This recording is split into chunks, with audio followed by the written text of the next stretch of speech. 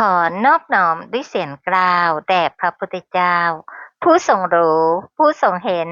ผู้ทรงเป็นพระอรหันตสัมมาสัมพุทธเจ้าพระองค์นั้นตอนที่837ตื่นเถิดลุกขึ้นเถิดมาทำความประเสริฐให้เกิดขึ้นแก่ตนและเกื้อกูลแก่เหล่าสัตว์บุคคลพึงรีบขวนขวายในความดีพึงห้ามจิตเสียจากบาปเพราะว่าเมื่อบุคคลทำความดีช้าอยู่ใจจะยินดีในบาปนะโมตัสสะภะคะวะโตอะระหะโตสัมมาสัมพุทธัสสะนะโมตัสสะภะคะวะโตอะระหะโตสัมมาสัมพุทธัสสะนะโมตัสสะภะคะวะโตอะระหะโตสัมมาสัมพุทธัสสะพุทธังสรณังคัจฉามิธัมมังสรณังคัจฉามิสังฆังสรณังคัจฉามิทุติยัมปิพุทธังสรณังคัจฉามิทุติยัมปิธัมมังสรณังคัจฉามิทุติยัมปิสังฆังสรณังคัจฉามิตติยัมปิพุทธังสรณังคัจฉามิตติยัมปิธัมมังสรณังคัจฉามิตติยัมปิสังฆังสรณังคัจฉามินัตถิเมสรณังอัญญังพุทโธเมสรณังวรังเอเตนะสัจวัชเชนะวัตเตยังสัตถุสาสเนนัตถิเมสรณังอัญญังธัมโมเมสรณังวรังเอเตนะสัจวัชเชนะวัตเตยังสัตถุสาสเนนัตถิเมสรณังอัญญังสังโฆเมสรณังวรังเอเตนะสัจวัชเชนะวัตเตยังสัตถุสาสเนที่พึ่งอื่นของข้าพเจ้าไม่มี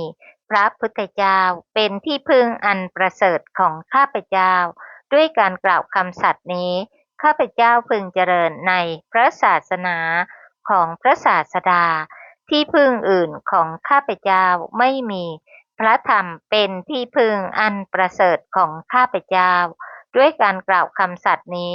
ข้าพเจ้าพึงเจริญในพระศาสนาของพระศาสดา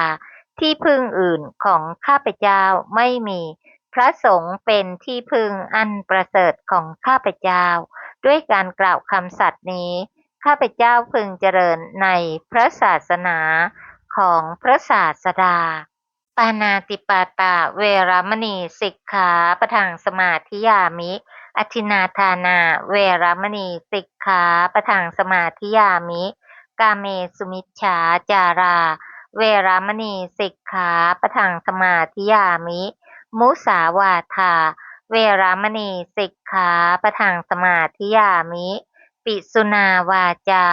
เวรมณีสิกขาปะทังสมาธิยามิ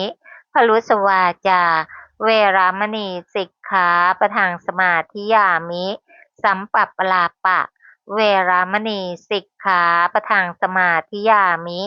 มิจฉาอาชีวาเวรมณีสิกขาปะทังสมาธิยามิข้าพเจ้าขอสมาทานอาชีวถมากศีลตามเยี่ยงอย่างพระอรหันต์เพื่ออนุปาทาปรินิพพานในปัจจุบันบูชาพระรัตนตรัยอันสูงสุดปานาติปาตาเวรมณีสิกขาปะทังสมาธิยามิอทินาทานา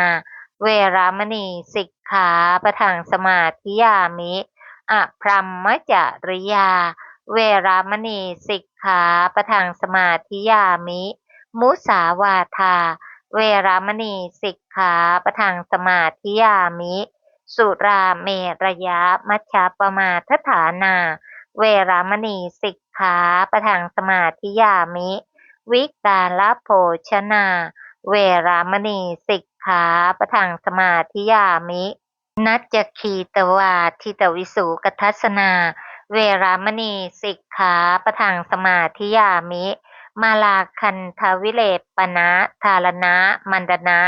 วิภูสนัฏฐานาเวรมณีสิกขาปะทังสมาธิยามิอุจจาสยนะมหาสยนาเวรมณีสิกขาปะทังสมาธิยามิชาตะรูปะรัชตะปฏิฆาหนาเวรมณีสิกขาปะทังสมาธิยามิข้าพเจ้าขอสมาทานศีล10 ประการนี้ ตามเยี่ยงอย่างพระอรหันต์เพื่ออนุปาทาปรินิพพานในปัจจุบันบูชาพระรัตนตรัยอันสูงสุดขอเจริญกุศลกรรมบท10งดเว้นจากอกุศลกรรมบท10เจริญบารมี10เจริญบุญญากิริยาวัตถุ10เจริญโพธิปักขิยธรรม37ประการอันประกอบด้วยสติปัฏฐานสี่สัมมัปปทานสี่อิทธิบาทสี่อินทรีย์ห้าพละห้าโพชฌงค์7อริยมรรคมีองค์8เพื่ออนุปาทาปรินิพพานในปัจจุบันบูชาพระรัตนตรัยอันสูงสุดท่านผู้มีบุญมากทั้งหลายก็คงตื่นกันขึ้นมาแล้วนะคะด้วยความสุขกายสุขใจและปลอดภัยกันอยู่และน้อมระลึกตรึกตรองถึงคุณของพระสัมมาสัมพุทธเจ้าผู้ประเสริฐสุดผู้ทรงเป็นศาสดาเอกของโลกผู้ทรงบังเกิดขึ้นเพื่อประกาศพระสัทธรรมอันประเสริฐอันเป็นปัจจัยเกื้อกูลต่อเราทั้งหลายเพื่อให้ผลจากทุกข์ค่ะขณะนี้เราร่วมกันศึกษาในอภิธรรมมัทธวิภาวินีในจิตตสังคหะกันอยู่นะคะอันเป็นบทนำที่กล่าวสรรเสริญคุณของพระศาสดาผู้สูงสุดในคำว่าอัตตุละคือมิใช่เป็นผู้เหมือนใครๆด้วยคุณทั้งหลายมีศีลเป็นต้นนอกจากนี้ยังมีพระดำรัสที่ตรัสไว้ว่าดูก่อนภิกษุทั้งหลายสัตว์ทั้งหลายมีประมาณเท่าใดไม่มีเท้าก็ตามมี2เท้าก็ตามมี4เท้าก็ตามพระตถาคตบัณฑิตกล่าวว่าเลิศกว่าสัตว์เหล่านั้นดังนี้เป็นต้นการสดุดีของท่านอาจารย์ที่มีต่อพระผู้มีพระภาคเจ้าโดยอาการ3อย่างคือด้วยเหตุสัมปทาผลสัมปทาและสัตตูปการะสัมปทาในเหตุสัมปทานั้นได้แก่ความประกอบด้วยพระมหากรุณาและความอบรมพระโพธิสมภารส่วนผลสัมปทานั้นมี4อย่างคือญาณสัมปทา1ปหานะสัมปทา1อานุภาวะสัมปทา1รูปกายสัมปทา1บรรดาผลสัมปทาทั้ง4นั้นมรรคญาณอันเป็นเหตุถึงพระสัพพัญญุตญาณและพระทศพลญาณเป็นต้นซึ่งมีมรรคญาณนั้นเป็นมูลชื่อว่าญาณสัมปทาความไม่มีอันตรายเพราะความที่สังกิเลสทั้งสิ้นพร้อมทั้งวาสนาไม่ถึงความเกิดต่อไปเป็นธรรมดาชื่อว่าปหานะสัมปทาความเป็นใหญ่ยิ่งในอันทำให้สำเร็จได้ตามปรารถนาชื่อว่าอานุภาวะสัมปทาก็อัตภาพสมบัติอันประกอบด้วยพระลักษณะและพระอนุพยัญชนะอันเป็นที่หลั่งออกสู่ในตาของชาวโลกทั้งมวลชื่อว่ารูปกายสัมปทาในผลสัมปทาทั้งสี่นั้นเป็นความอลังการะหาประมาณไม่ได้นะคะแต่สิ่งที่เกิดขึ้นเหล่านี้ก็เพื่อประโยชน์แก่เหล่าสัตว์นะคะไม่ว่าจะเป็นสัพพัญญุตญาณทศพลญาณรวมทั้งการบังเกิดขึ้นของรูปกายอันหาประมาณมิได้นั้นด้วยเหตุที่สัตว์ทั้งหลายนั้นมีประมาณิกะ4ประการนะคะอันประกอบด้วยบุคคลที่ถือประมาณต่างๆกันคนในโลกผู้ถือเอาคุณสมบัติต่างๆกันเป็นเครื่องวัดในการที่จะเกิดความเชื่อความเลื่อมใสนะคะหรือที่เรียกอีกอย่างหนึ่งว่าประมาณซึ่งมีอยู่4ประเภทด้วยกัน1รูปประมาณผู้ถือประมาณในรูปบุคคลที่มองเห็นรูปร่างสวยงามสวดทรงดีอวัยวะสมส่วนท่าทางสง่าสมบูรณ์พร้อมจึงชอบใจเลื่อมใสน้อมใจที่จะเชื่อถือซึ่งสิ่งนี้มีอยู่ในพระสัมมาสัมพุทธเจ้าอันหาประมาณมิได้เมื่อใครเห็นแล้วก็มีความพึงพอใจในสิ่งที่เห็นนั้นเพราะประกอบด้วยมหาปุริสลักษณะ32ประการและอนุพยัญชนะ80 2โคสะประมาณคือผู้ถือประมาณในเสียงบุคคลที่ได้ยินได้ฟังเสียงสรรเสริญเกียรติคุณ หรือเสียงพูดจาที่ไพเราะจึงชอบใจเลื่อมใสน้อมใจที่จะเชื่อถือพระองค์นั้นมีพระกระแสเสียงอันสนอดังต่อไปนี้ พระกระแสเสียงอันสนอเพราะพระศาสดาตรัสไพเราะสมบูรณ์ด้วยพยัญชนะ ชื่อว่ามีกระแสเสียงเป็นที่ตั้งแห่งความรัก เพราะพระองค์ตรัสชวนให้เกิดความรัก ควรแก่ความรัก ชื่อว่าพระกระแสเสียงดูดดื่มหทัยเพราะพระองค์ตรัสดูดดื่มหทัยซึ้งเข้าไปในดวงจิต มีพระกระแสเสียงเพราะดุจนกการะเวก เพราะพระองค์มีพระกระแสเสียงไพเราะดุจนกการะเวก เป็นเสียงไม่ขัดข้อง คือไม่แหบเครือ ไม่ติดขัด เป็นเสียงที่ผู้ฟังรู้ได้ง่าย คือชัดเจน เป็นเสียงไพเราะ คืออ่อนหวาน เป็นเสียงน่าฟัง คือสนอ เป็นเสียงกลมกล่อม เป็นเสียงไม่แปลง คือไม่พลาด เป็นเสียงลึก คือซึ้ง เป็นเสียงก้อง คือมีกังวานของพระศาสดาพระองค์นั้น คือไม่ออกไปนอกบริษัท เพราะอะไร เพราะพระผู้มีพระสุรเสียงสนอเห็นปานนี้ จงอย่าหายไปโดยไม่มีเหตุผล บทว่าพรหมสโร มีพระสุรเสียงเหมือนพรหม คือชนเหล่าอื่นมีเสียงขาดไปบ้าง มีเสียงแตกไปบ้าง มีเสียงเหมือนกาบ้าง แต่พระผู้มีพระภาคเจ้าพระองค์นี้มีพระสุรเสียงเช่นกับเสียงของมหาพรหม เพราะเสียงของมหาพรหมแจ่มใส เพราะไม่แหบเกลือด้วยดีและเสมหะ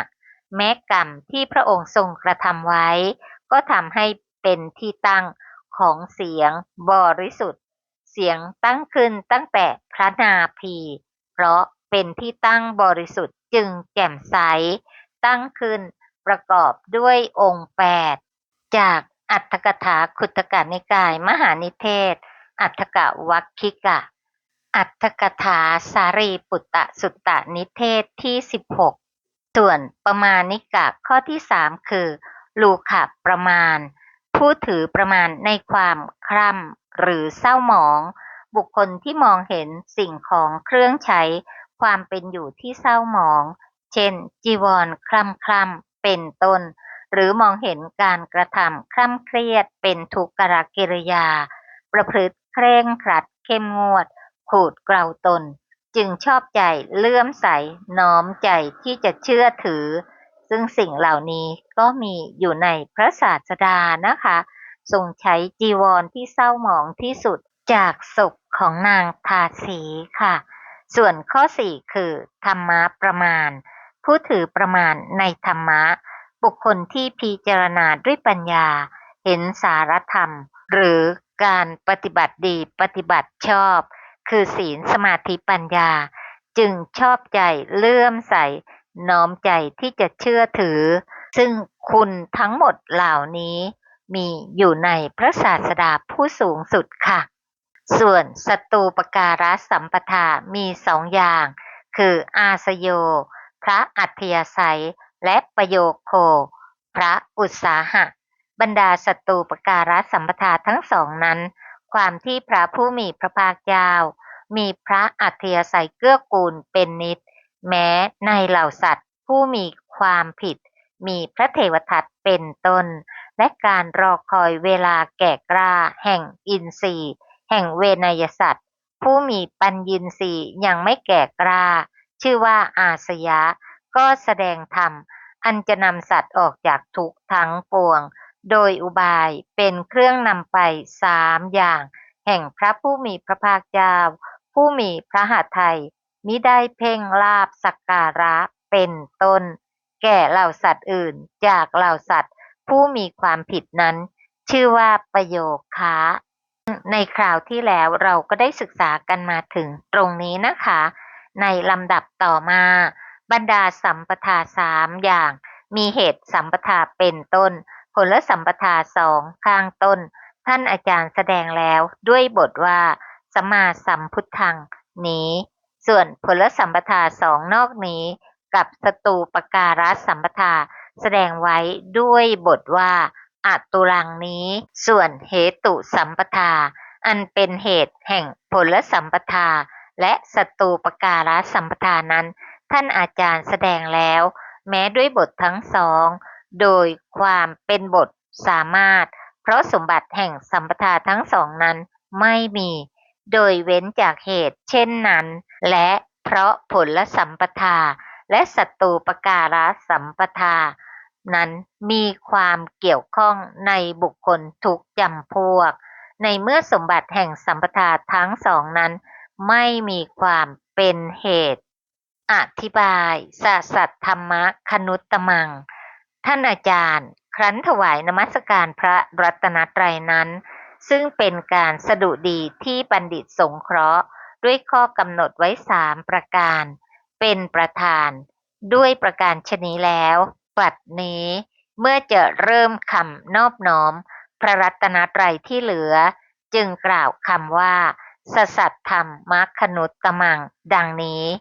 จริงอยู่ความที่พระธรรมและพระสงฆ์แม้เป็นรัตนะมีคุณในวงเล็บมิใช่เป็นประธานก็ควรกราบไหว้บัณฑิตย่อมทราบได้ด้วยการประกอบสหศัพท์ไว้เหมือนอย่างที่เขากล่าวว่าบิดามาพร้อมทั้งบุตรและภรรยาดังนี้คนอื่นก็ย่อมทราบการมาของบุตรและภรรยาได้โดยการประกอบสหศัพท์ไว้ฉะนั้นถึงทราบวินิจฉัยในคำว่าสัทธรรมคนุตตมังนั้นดังต่อไปนี้สภาวะที่ชื่อว่าธรรมะเพราะอัตถะว่าทรงไว้ซึ่งสัตว์ทั้งหลายผู้ทรงตนไว้ไม่ให้ตกไปในอบายสี่และในวัฏทุกข์ทั้งหลายพระธรรมนั้นมี9อย่างคือมรรคสี่ผลสี่นิพพานหนึ่งหรือมี10อย่างรวมทั้งปริยัติด้วยก็แลการทรงไว้ซึ่งพระธรรมนี้เป็นการขจัดกิเลสที่ให้เกิดในอบายเป็นต้นบัณฑิตพึงเห็นว่าการขจัดกิเลสแห่งอริยมรรคและนิพพานทั้งสองนั้นย่อมได้โดยนิปริยายในวงเล็บคือโดยตรงเพราะอริยมรรคเป็นธรรมะตัดกิเลสได้เด็ดขาดและเพราะพระนิพพานเป็นเหตุสำเร็จประโยชน์ในการขจัดกิเลสแห่งอริยมรรคนั้นโดยความเป็นอารมณ์ส่วนการขจัดกิเลสแห่งอริยผลและปริยัติแม้ทั้งสองนั้นย่อมได้โดยปริยายในวงเล็บโดยอ้อมเพราะอริยผลเป็นไปโดยเป็นคุณตามสมควรแก่มรรคด้วยอำนาจการสงบระงับกิเลสทั้งหลายและเพราะปริยัติเป็นเหตุบรรลุมรรคผลและนิพพานนั้นวจนัตถะของคำว่าสัทธรรมะว่าที่ว่าชื่อสัทธรรมะเพราะอัตถะว่าเป็นธรรมะของท่านผู้สงบคือสัตบุรุษทั้งหลายได้แก่พระอริยบุคคลทั้งหลายอีกอย่างหนึ่งชื่อว่าสัทธรรมะเพราะอัตถะว่าเป็นธรรมะที่มีอยู่คือปรากฏอยู่ไม่เหมือนอัตตาที่พวกเดียรถีคิดกันซึ่งไม่มีอยู่โดยปรมัตถ์อีกอย่างหนึ่งชื่อว่าสัตธรรมเพราะอัตถะว่าเป็นธรรมะอันบัณฑิตยกย่องคือสรรเสริญแล้วเพราะประกอบด้วยคุณมีความเป็นสวากขาตธรรมเป็นต้นไม่ใช่เป็นธรรมะหน้าติเตียนโดยแท้เหมือนธรรมะของลัทธิภายนอกฉะนั้นวจนัตถะของคำว่าคนุตตมังว่าคณะนั้น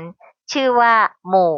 เพราะเป็นที่ประชุมแห่งพระอริยบุคคลทั้งหลายและชื่อว่าสูงสุดเพราะประกอบด้วยคุณอันพิเศษมีความเป็นผู้ปฏิบัติดีแล้วเป็นต้นอีกอย่างหนึ่งชื่อว่าสูงสุดกว่าคณะทั้งหลายหรือในคณะทั้งหลาย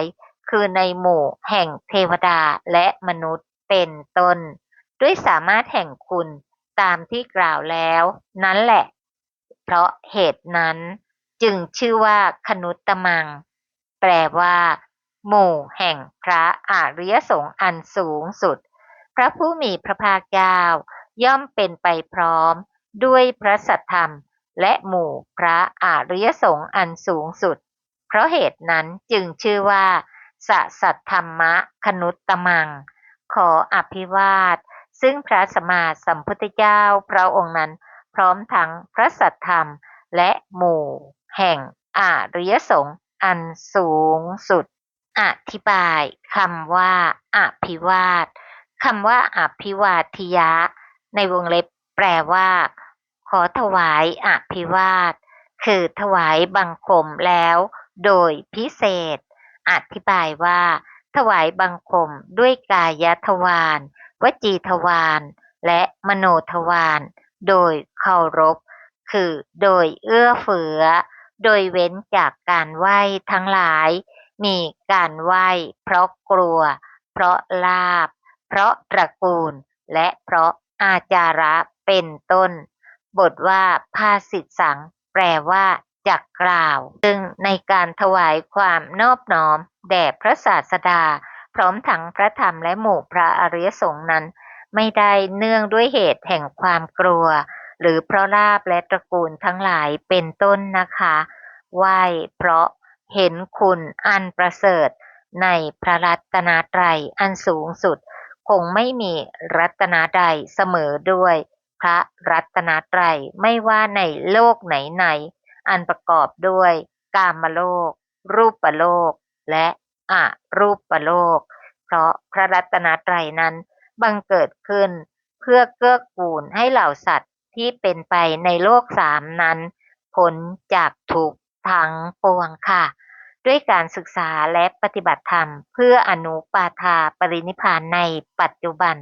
ด้วยสัจจะวาจานี้หม่อมฉันทั้งหลายเชื่อมั่นว่าจะเป็นปัจจัยในการแทงตลอดในอริยสัจสี่โดยง่ายโดยพลันในการปัจจุบันขอน้อมมหากุศลและอุทิศบุญทั้งสิ้นแด่สรรพสัตว์ทั้ง31ภพภูมิขอทุกท่านจงมีจิตโสมนัสยินดีอนุโมทนาในมหากุศลทั้งสิ้นเพื่ออนุปาทาปรินิพพานโดยง่ายโดยพลันโดยทั่วกันทุกตนทุกท่านค่ะกราบอนุโมทนาในมหากุศลของทุกท่านด้วยความเคารพอย่างสูงกราบสาธุสาธุสาธุเจ้าค่ะค่ะ